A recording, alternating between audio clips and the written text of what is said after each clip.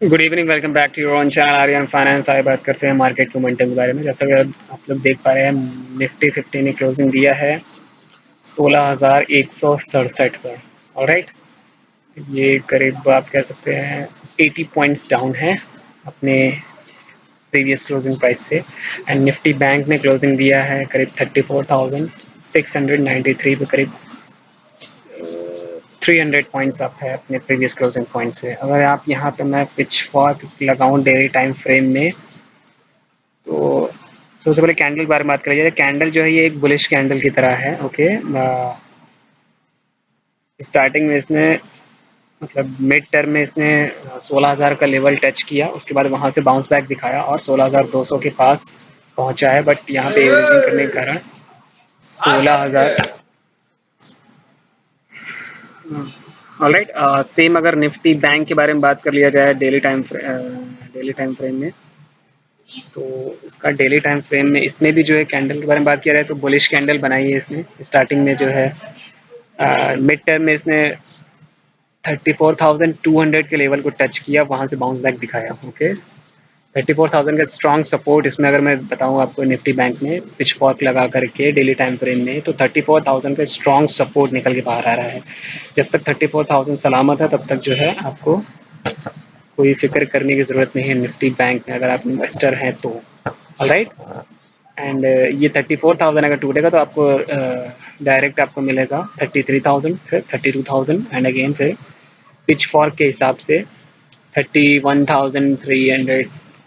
Right, similarly अगर Nifty 50 में अगर मैं आपको डेली टाइम फ्रेम में पिच फॉर्क लगा के बताता हूँ, तो ये है आपका रेजिस्टेंस लेवल, आपको यहाँ पे दिख रहा होगा।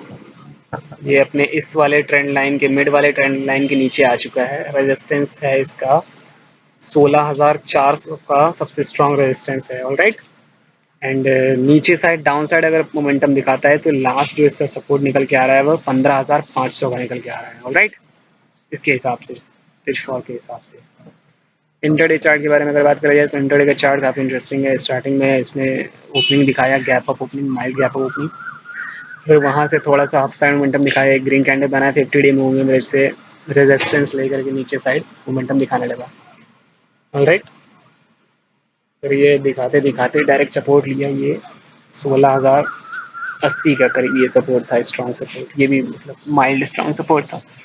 फिर यहाँ से फिर बाउंस बैक दिखाने की कोशिश किया, बट नहीं हो पाया, तो 150 से फिर रेजिस्टेंस लिया और फिर ये अपने टारगेट पॉइंट 16,000 को टच कर गया है।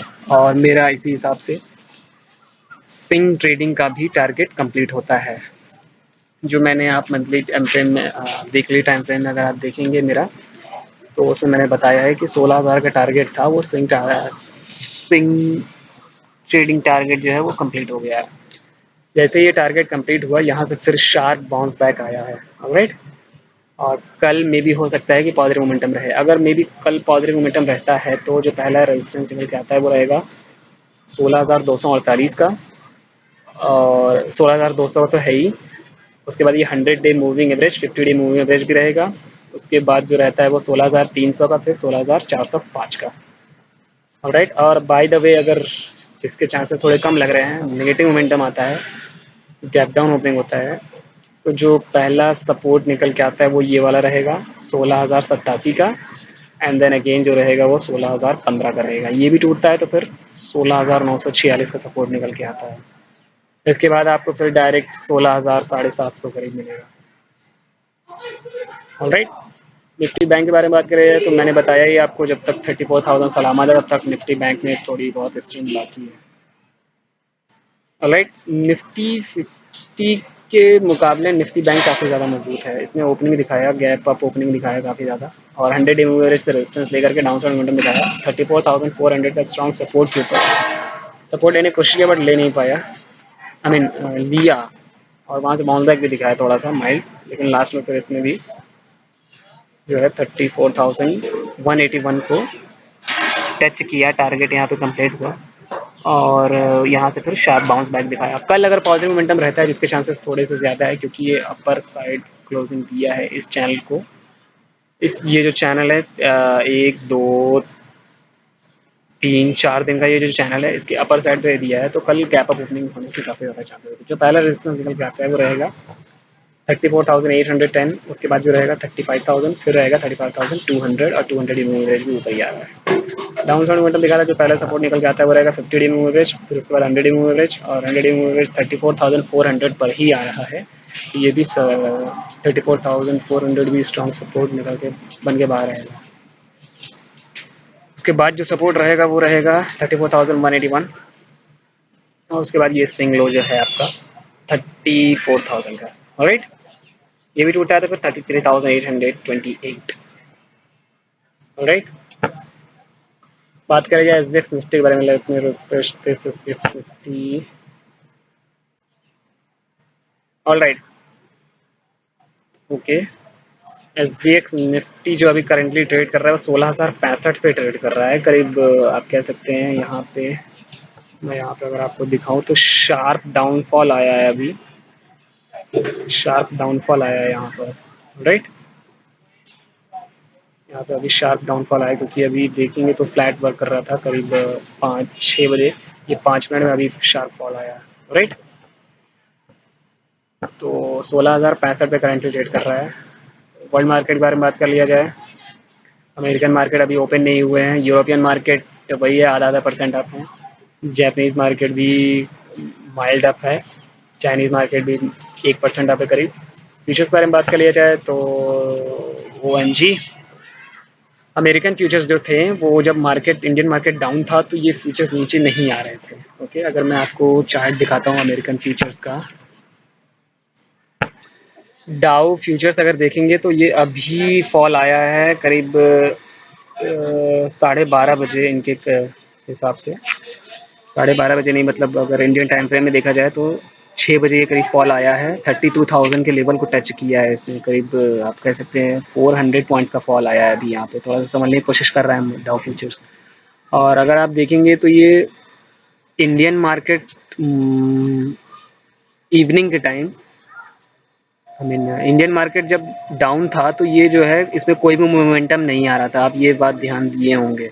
ये किस वजह से हो रहा था? ये इस वजह से हो रहा था क्योंकि जो है बड़े प्लेयर्स का जो है टारगेट हिट होना था, तो बड़े प्लेयर्स का आज ही के डेट में, मतलब ज़्यादातर लोग है बड़े प्लेयर जो होते हैं वो वेडनेसडे के दिन अपनी पोजीशन क्लियर करना चाहते हैं और थर्सडे के दिन एक नई पोजीशन, मतलब दूसरा ट्रेड लेना चाहते हैं। तो इसी वजह से आज जो टारगेट था उनका निफ्टी 50 में, वो टारगेट 16,000 का था, वो अचीव हो गया है। इसी वजह से यहाँ से शार्प बाउंस बैक आया है और ये मार्केट अनयूजुअली डाउन भी आ रहा था। ओके, और भी थोड़ी बहुत नेगेटिव न्यूज़ थी तो उसका बस बहाना लेते हैं, बट ये जो टारगेट था 16,000 का वो अचीव हो गया, जो कि बड़े प्लेयर्स को करना था। ऑलराइट, ओके, अमेरिकन फ्यूचर्स अभी डाउन चल रहे हैं एंड यूरोपियन फ्यूचर्स भी पॉजिटिव में हैं, आधा परसेंट करीब। आप कमोडिटी सेक्शन में अगर आ जाते हैं तो कमोडिटी सेक्शन में गोल्ड सिल्वर में गोल्ड है जो 1840 पे करीब ट्रेड कर रहा है, सिल्वर जो है 21.57 पे ट्रेड कर रहा है। राइट, क्रूड ऑयल के बारे में बात करा जाए तो जो है 100 के ऊपर चल रहा है करेंटली। करेंसी सेक्शन में अगर आ जाते हैं तो $7 जो है इंडियन रुपी जो है वो 77.38 पर ही है, 77 के ऊपर ही है, ऑल टाइम हाई टच कर रहा है। ओके, और ये मुझे लगता है कि 80 तक जाएगा ये। ओके, 78 तक तो जाएगा ही जाएगा। और यूरो USD के बारे में बात करा जाए तो यूरो जो है वो थोड़ा सा डाउन साइड मोमेंटम दिखा रहा है, 1.05 पे ट्रेड कर रहा है करेंटली। एंड जैपनीज़ करेंसी थोड़ी सी डाउन हो गई, 129 से 130 पहुंच गई है। ग्रेट ब्रिटेन पाउंड भी थोड़ा सा डाउन हो गया, 1.23 पे हो गया है 1.24 से। ऑलराइट, कैनेडियन डॉलर भी 1.3 पे हो गया है, ऑस्ट्रेलियन डॉलर भी 0.69 पे हो गया है। ओके, ऑप्शन चेन के बारे में बात कर लिया जाए तो ऑप्शन चेन, ओके,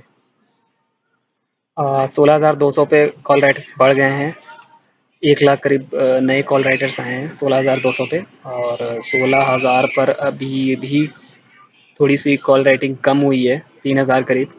राइट, यहाँ पे 3,759 करीब कम हुई है, 1,06,700 करीब है call writers, sorry put writers. और यहाँ पे 16,200 पे भी पुट राइटर 13,000 यहाँ पे कम हुए हैं, 16,300 पे भी कम हुए हैं, और निचले स्तरों पे सब जगह कम हो रहे हैं। तो मार्केट डाउन साइड जाने के इसमें तो चांसेस दिखा रहा है, बट मेरे हिसाब से तो कल एक्सपायरी का दिन है, तो फर्स्ट हाफ में मे बी हो सकता है कि पॉजिटिव रहे मोमेंटम, और उसके बाद जो है कॉल राइटर्स से मार्केट को डाउन साइड ले जाने की कोशिश करेंगे। ओके, 16,200 के नीचे खींचने की कोशिश करेंगे। और पुट कॉल रेशियो भी 0.5 के ऊपर चल रहा है। ओके, ये क्लियरली ओवरसोल्ड है। Okay, FII DI data, let me refresh this, अभी तक आ जाना चाहिए FII डेटा को, नहीं आया अभी तक। तो ये कल का डेटा है, 10 मई का है, 10 मई 2022 का। कल FII ने सेलिंग करी थी करीब 4,000 करोड़ की, 3,960 करोड़ की, और DII ने बाइंग करी है 3,000 करोड़ की, करीब 2,958 करोड़ की। ऑलराइट, तो दोस्तों अभी के लिए बस इतना ही। वीडियो पसंद है तो वीडियो को ज़रूर लाइक कीजिए, एंड स्विंग टारगेट के लिए, स्विंग ट्रेडिंग टारगेट के लिए आप चैनल को सब्सक्राइब कर सकते हैं। मैं आपको अगले हफ्ते का भी टारगेट बताऊंगा निफ्टी बैंक का, और निफ्टी 50 का। ओके, तब तक के लिए गुड बाय।